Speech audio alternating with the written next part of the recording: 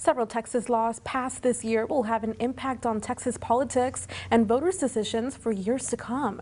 That includes the most restrictive abortion law in the nation, new voting regulations, and bills to fix our power grid after its failure in February. Maggie Glenn reports on how these three topics could continue to dominate Texas politics in the new year.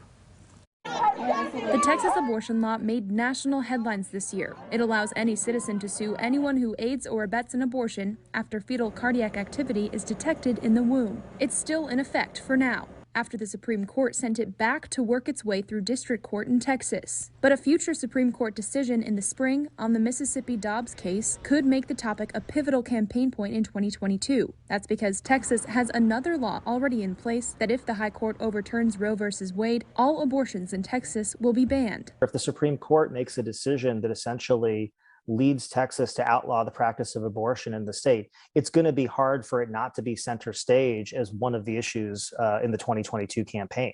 Texas passed new voting regulations this year, too, banning 24-hour and drive-through voting and added requirements for voting by mail. The Texas Politics Project expects Democrats to keep this issue at the forefront of their campaigns. As long as Democrats at the national level can't come to terms with whether or how to address voting rights, it's going to remain a part of the conversation. Another issue that affected millions of Texans last February, the failure of our power grid. We should expect Democrats to continue talking about the winter storm and the aftermath because they want to make the 22 election as much as they can a referendum on the incumbent administration. Democrats already attacking Republicans, saying the bills passed to fix the grid won't do enough. We need to fix the grid, which means weatherizing every single aspect of power supply, from the generators, owned and operated by the utilities, to the actual supply of power, including, most importantly, the gas supply in Texas. But the governor and ERCOT both say the bills that were passed that require most entities to weatherize, but not all, will keep the lights on this winter.